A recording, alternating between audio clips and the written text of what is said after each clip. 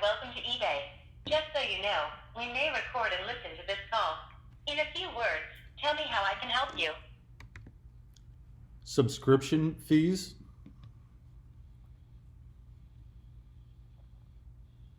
You've got a question about fees, is that right? Yes. And more. Okay. Let me pass you to an eBay teammate who can help.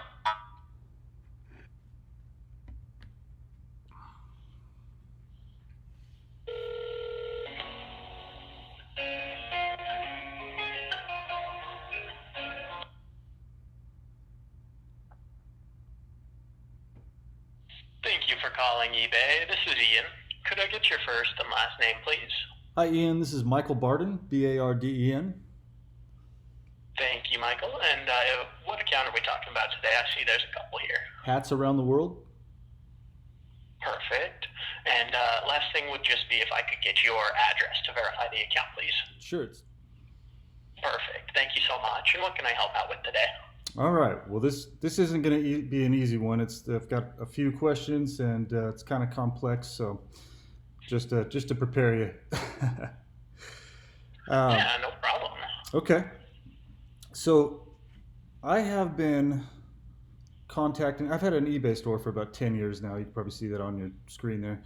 And I've been contacting eBay over the last just about 3 years, trying to file complaints about organized stalking and harassment through eBay customer service representatives, explaining that I'm a targeted individual and that I've had people that actually break into my house while I'm gone, steal items, and the items will sell, and then I can't send those to the buyer because they're gone. I've talked about being my personal information being relayed to me over the phone by eBay customer service representatives. I've had thousands of my photos. I have, at one time I had about 17,000 items in my store. I think we're down just a little over 12,000 now, I'm not sure. And on a couple thousand of those, I haven't added them all up, guesstimating around 2,000 items. On each item, we take 7 or 8 photos. Each of those items, on about 2,000 of those items, all of the photos except for the main photo were deleted. That's one of the things that I've reported to eBay. eBay said that was a glitch in the system and it was a mistake. And they reimbursed me for 2 months of subscriber fees. So, which didn't even come close to what it would cost me to photograph those, to one, go through my inventory and find each item, and then re-photograph them and relist them. I was paying an employee $1 each item to photograph them and $1 each item to list them, which just that alone would have been $4,000 in profit that I lost for those being deleted out of my store. Not to mention how long it would take. It would take months of work to find all those, re-photograph them, relist them, and then put them back in the inventory.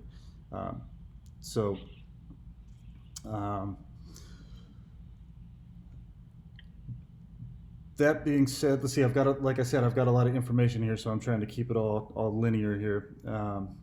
And I know that you guys record these conversations, so this will probably have to go to a supervisor or your fraud department eventually for somebody to take care of this, because it's kind of a complex conundrum here.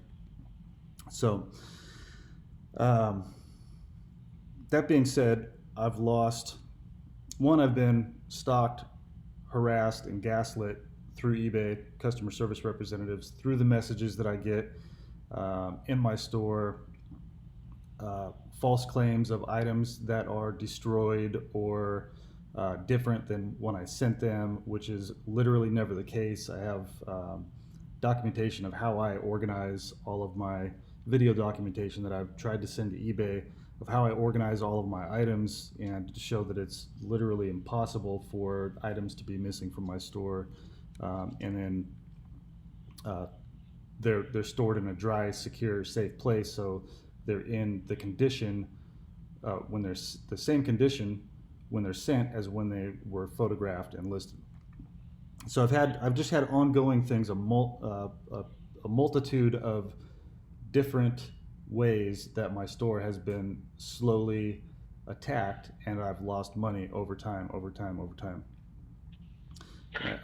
So I've like I said, I have contacted eBay many times over the last 3 years, and a lot of those conversations I recorded, and I still have those videos speaking with the eBay customer service representatives, telling me there's nothing they could do. There's, most of the time they would say, well, I'm sorry that we aren't involved in this, or there's nothing that we can do. Basically denying that anyone at eBay would ever do anything like this. And on June 15th, just a couple of days ago, I was sent an article from the Department of Justice showing that 6 eBay executives were arrested for exactly what I've been trying to complain to eBay for the last 3 years for. I'm sure you've heard of it. I'm sure you got a message in your inbox from eBay. I'm sure you probably can't talk about it, but they were arrested for doing the exact same thing, even literally breaking into these people's houses and surveilling them.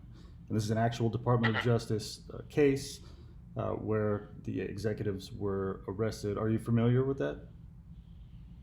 I've heard about it, honestly, because I can't really say anything about it anyways. I haven't kept my eyes too closely on it. Okay. I figured I'd give it maybe another week or two and then start looking into it, since, I literally can't say anything about it anyways. Yeah, I understand that they would have like a non-disclosure where you guys can't talk about anything. Well, especially if it's still being litigated in a federal court. So, but just Exactly. yeah. So I understand that. So one of the things that has really affected me financially is the fact that I've been getting charged for relisting items for over 2 years now. eBay quit giving me the option to list my items on a 30-day basis, where I could only list those items, either relist them as an auction or list them indefinitely or until sold. So there's a 10-cent relisting fee, but yet I've been getting, so there's a 10-cent relisting fee, and I have not had the option to list my items on a 30-day listing for a couple years now. It's been a while, so I don't remember the exact date that the option was taken away from me. So, but once that... Yeah, it was 1 or 2 years ago, roughly. Yeah, I'm pretty sure it was a couple years ago, because I preferred listing them on a 30-day listing, because once it usually, like I said, I've been doing this for a while. When it gets towards the end of the listing, people see that the item is no longer going to be available, and they'll say, oh, hey, maybe I should go ahead and buy this because it's not going to be available anymore. And then my sales would go up like starting 3 days prior to the listing about to end, and that would be good for sales. And then I would just go ahead and relist them. And when I had that option, it was completely relevant to charge me that 10 cents per item. Now, when the option was taken away, I kept getting charged for those listings, even though it says 10 cents for relisting fees. The option was taken away, and I kept getting charged. Now, my invoice averages around $1,400 a month, and I've been paying that for years and years and years and years. Right. And it made sense up until the point that, like I said, I no longer had that option. So now the COVID-19 shutdown happened. As soon as that happened, my sales went down over 50%. I'm just guesstimating I lost like $7,000 to $10,000 in sales around that time. And then they started to go back up, and then all of a sudden riots and looting started happening all over the United States, and then my sales went back down again. And it's, I've taken screenshots to show the days that these things started and how it affected my business, for proof. So, which that has nothing to do with eBay. It was just the current climate of the world and people's decisions to purchase items. So, but eBay sent me a message and had me fill out a form saying that I wanted to sign up for deferred payments, or told me that I would be that payments would be deferred. And so like I said, my sales went down drastically, over 50%, a couple of times, and I just lost a lot of income. So I was under the impression that when this shutdown was over, which apparently it's not now, they decided that COVID-19 is an issue again, and now apparently there's a shutdown again. So when I received my invoice, I was under the impression that payments would be deferred, and that didn't seem to be the case. Well, they were kind of, but it was not really very helpful. I received an invoice. The initial invoice was for over $4,000. I contacted eBay, and the customer service representative explained, yeah, it's a good system, but I don't like the way that they provided the information to the sellers. We're getting a lot of calls regarding this. So it turns out, after I made the phone call, that I didn't owe $4,000 at that time. I owed $2,500, which was still tough to make that payment after all of those sales were lost. And then now, just about a week ago, maybe less than a week ago, I received a message saying that my store has been not shut down, but what's the word I'm looking for? Put on hold. Yes, thank you. Put on hold. I can't list anything. I can't make any purchases, which it's fine that I can't make any purchases. I don't have any money. Right. So, but now they're basically saying that my store is going to be completely shut down if I don't make this payment immediately, and they're telling me that I need to pay over $5,000. When I've gone through this organized stalking and harassment, and all of the photos being deleted, wasting hours every single day, costing me thousands and thousands of dollars of income because of the situation that I've been put through, which I'm not sure if you're familiar with the term targeted individual. I'm what's called a targeted individual, and I'm attacked like this in all aspects of my life. It's not just through eBay. I get attacked psychologically, physically, in all aspects of my life. It goes through Department of Homeland Security and a group called InfraGard, which is run by the FBI, and they partner with different corporations, which eBay is actually one of the partnered corporations listed on InfraGard's website.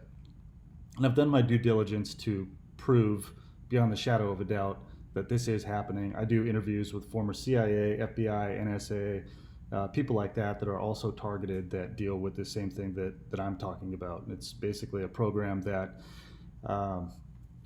was used in East Germany, and they had the Stasi police and community policing. Did it in World War II. They had the brown shirts. It's repeated itself throughout history, but this is now happening in the United States when watch listing guidance was changed in 2013 for intelligence agencies. So I proved all of that is happening. I proved that eBay is a partner with InfraGard. I've documented all of these conversations that I've had trying to explain this with eBay representatives, with the fraud department, and now the Department of Justice has arrested 6 eBay executives, the head of safety and security, the head of global intelligence. It goes on and on and on. Well, 6 of them. So, and I've got the names. I've got the DOJ website report right here. So what I'm trying to do is I'm trying to just keep my business open, and I want somebody to review the interactions that I've had with eBay over the last couple of years, since all of these calls are recorded for customer service quality or whatever they say on the phone. I want somebody in the fraud department to investigate this, and I need help with these seller fees, I need somebody to go back and look at the total amount of money that I was charged for items that I was not relisting, and I want to be reimbursed for all of the money that I was charged when I shouldn't be charged, and that will allow me to. I'm about to be homeless because of this whole situation. This whole thing isn't going to last forever. There's momentum building. Like I said, these aren't the only people that are being arrested for what I just explained to you. So I'm hoping that eBay will work with me and take the time and do the due diligence to go back through their records and look up all of the information, maybe listen to the phone calls that I've called about, have one of the accountants go through and look at the listing fees that I was charged and see actually how much I was overcharged and reimburse me for that amount so I can pay the fees that I actually owe and continue running my business on eBay.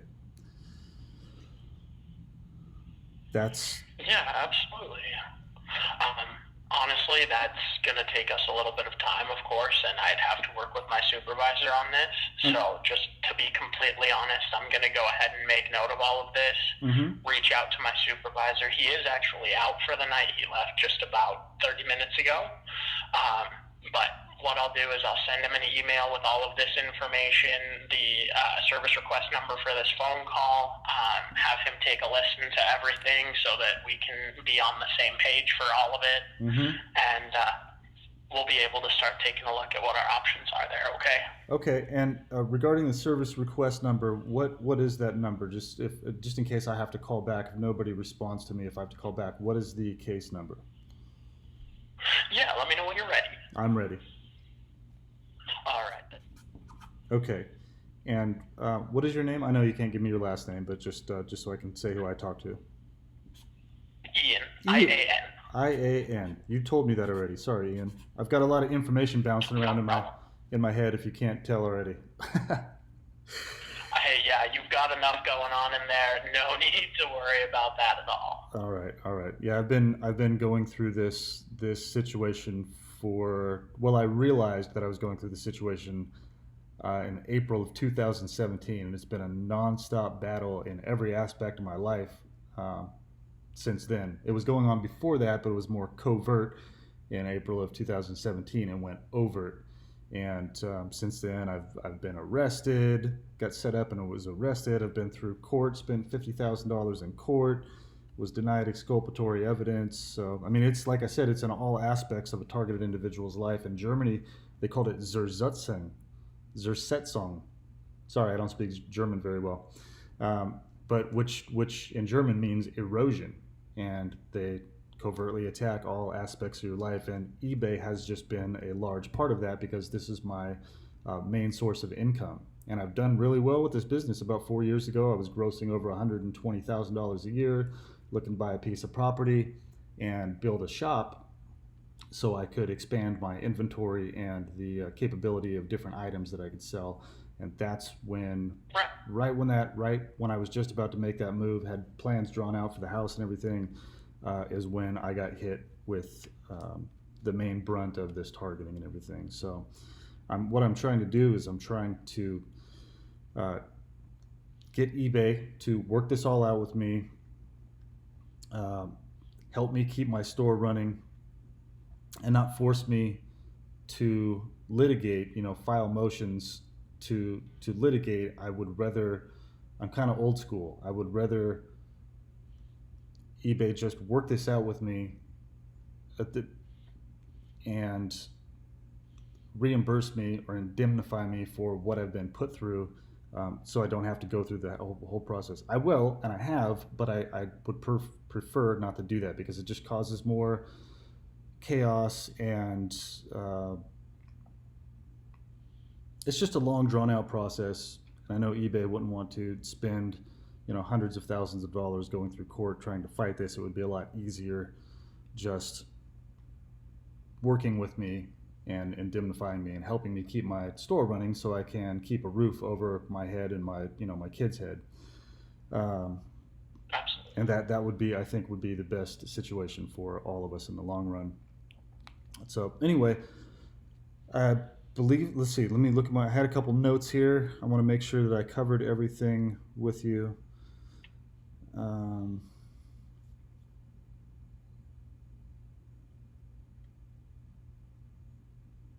Okay, deferred payments, 30-day listings. Can you explain to me what the usual process for other eBay customers, for all eBay customers, is? Whether you have a is it premium subscription, premium and anchor store? Am I saying that correctly? Oh yeah. So it's an anchor store. That's basically what gets you into this. It's called merchant support, since you're a bigger account here. It's all of the big accounts. That's what I'm a part of. We work with all of the big anchor stores like you. Right now, pretty much only you guys and a couple of the biggest other buyers and sellers are able to actually reach us on the phones right now with everything going on with COVID. Yeah. Currently, everything's pretty much email and chat, except for you guys, because we want to make sure that you know that you're valued and that we want to keep everything going with you. But typically how everything works is pretty much the same, just on a much smaller scale than what you are putting out there. Okay. Where it's just, they have the same options as you, except for reaching out to this number of the merchant support number. Okay. I think I asked that question. Everything else is pretty much the same. Okay, I think I asked that question wrong, and I apologize. So when I say how it works with what I'm referring to is the listing fee. So normally, if somebody is listing an item that is listed indefinitely or until sold, is that person charged the 10 cents per item if the item is not being relisted each month? If it's over however many listings they would have for their specific subscription. If they don't have a subscription, it's 50 items in a month, and if they go over that, then it's actually 35 cents per listing. If they have a basic store, I believe it's let's see, I think it's 100 listings and 30 cents for every one after that. And any relist is just if that's above what was added that month. Okay. If that kind of makes sense, it works the same way. It's just the fees are a little different, just based on the store level. Okay, it does make sense, but so that would tell me that for any new listings, I would be charged that amount. But if I have listings that have been on here for years and I am not relisting those items because the only option that I could select was listed indefinitely or until sold, that means that the item is not being relisted. So therefore, I should not be being charged that amount for the item being relisted because nothing is being relisted. Does that make sense? I get what you're saying. Yes, it's just kind of the wording of that. That's how we worded it, is good till canceled, just because we don't have that 30-day option to automatically relist anymore. We noticed that basically for most of the accounts, it was pretty much if it went past that 30 days, they just relisted anyways and kept relisting and relisting. So we just basically changed the naming to good till canceled. So it is technically relisted every month. It's just not relisted as a new item number. It's just going to be the same item number, and it just keeps going, basically. But it's still a relist, and that would be the same regardless of if you have no store, if you have an anchor store, if you have a basic store. Okay. It's the same across the board for that. To me, that makes absolutely no sense at all, because if it's not being relisted, then there should not be a relisting fee. So here we go. Here's a good segue to the next thing that I'm going to tell you. So on June 12th this month, which the article from the 6 eBay executives that were arrested came out on June 15th. which tells me they were most likely arrested on June 12th. And then the article was written over the weekend and then put out on Department of Justice website. So in my account on June 12th, items started ending. Somebody sent me a message saying, hey, I'm interested in this hat, but the listing has ended. So I go to my unsold items and I notice that 2,581 of my items were ended. Items that I've had listed on here for years. Some that have maybe been listed for a few months, up to 3 or 4 years that they've been on here. So how, if the item is listed indefinitely or until sold, do I have 2,581 items that are in my not relisted category?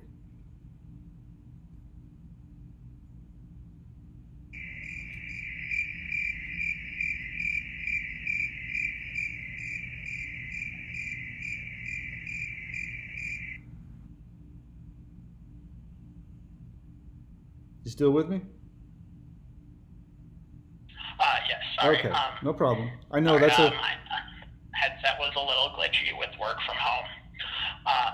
Basically, how it is with those with the items being ended, there's not really a way for me to even go in and end your listing right now as we were speaking. I can't even go in and change those listings. It can only really be ended as far as I can have any ability over as an eBay employee because of any policy violation. Ian, I'm not asking you to end any of my items. I'm asking you why on June 12th, after I've had selected for years, since this option went away, all of my items are listed indefinitely or until sold. Why did my items start ending on June 12th of this month? I have 2,581 items that have not been available to customers starting on June 12th. Each day they've been ending. So now I'm going to have to go in and I'm going to have to select to relist these items, which is not a big deal. I can do them all at one time, but the timing is impeccable that all of my items just started ending when I don't have that selection selected. When I have everything selected as listed indefinitely or until sold, all of a sudden a quarter of my store, a little less than a quarter, a fifth of my store is unsold and not relisted, and I have to go in and manually do that now. Why did that change on July 12th and no confirmation or email or anything was sent to me to let me know about this? Taking a look, my best guess off the top of my head is just that it's due to the account being on hold from the billing. And so when it hit the end of that quote-unquote relist time, then it would just go into the unsold section. Okay, so therefore, if I have the items listed indefinitely or until sold, that means that none of them should be ending to where I would have to be forced to relist them. Now, since my account has been disabled because of this fee that I shouldn't be having to pay in the first place, I cannot relist those items. Therefore, I cannot make income from those items. It's just going to be more and more each day, and then I make less and less money each day, and then I have a harder time paying that fee that eBay wants me to pay to keep my store open, which very much seems to me like an organized attack on my store to shut me down and keep me from making an income on eBay. None of it makes sense. Well, it makes perfect sense to me, and I'm explaining it perfectly, but none of it makes sense as a glitch in the system or just a random event that happened or anything like that. So, and I like I said, I understand you might not be a supervisor. You're going to have to forward this to the fraud department, but this is a very, very important situation. I don't think I'm more important than the next guy. I know I'm not the only person that this has happened to, but I am one of the people that have done my due diligence, and I've documented this well enough with recorded phone calls, which in Arizona is a one-party consent phone recording state. So, like in California, I don't have to ask your permission to record this call. I mean, in California, I would have to ask your permission to record this call. Here in Arizona, I have the legal right to record all of my calls without consent from the other party. Now, I've been doing that, like I said, for almost 3 years now. I have enough evidence to give to the Department of Justice to convict another case. And I'm not threatening or anything like that. I'm just offering you the information that is going to be necessary for your fraud department or for whoever is going to investigate this for me and make a decision on what they want to do. So, okay, so basically, I think that's all I've got for right now. But this phone call has been very helpful in proving what I've been saying, and I just need an ETA, estimated time, actually ETC, estimated time of contact back from somebody from your department. When should I expect a call, and who should I expect that call from? Tell you what, just because my supervisor did leave 45 minutes ago, I don't have a good way to get that estimated contact time. Mm-hmm. So how about for a temporary one? I'll go ahead and I'll get this over to him so that he can start looking at it first thing tomorrow. And as soon as I have more information about that, I'll at the very least touch base with you tomorrow with an email. Just because I don't have all of the information necessary to give a good ETA on that.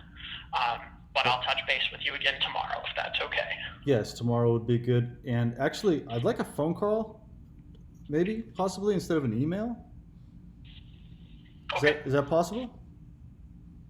Yeah, I should be able to do that. Okay. All right.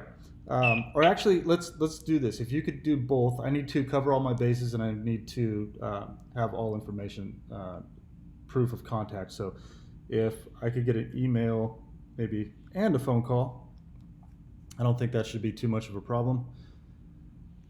Yeah, no problem. I can definitely do that. I'll go ahead and reach out to my supervisor right away, and we can get started on this. Okay. And what is your supervisor's first name? Clayton. And how do you spell that? Clay is in the C-L-A-Y, and then Ton is in T-O-N. All right. Phone must have broken up when you said his name, because I didn't sound anything like Clayton, but that's needed. Oh, no problem. Yeah, that never happens. Okay, well, I appreciate your time, and hopefully we can get this all worked out, and I will look for an email and a phone call by tomorrow. Perfect. I'll go ahead and I'll send this right over, and I'll follow up with you tomorrow. Thank you, sir. I appreciate it. Have a good day. Thanks so much, Michael. You as well.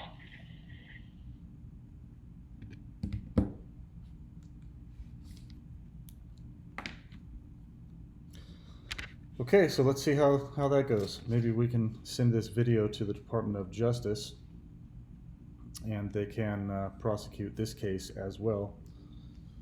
If eBay... Yeah, I don't know. I think they need to prosecute it either way.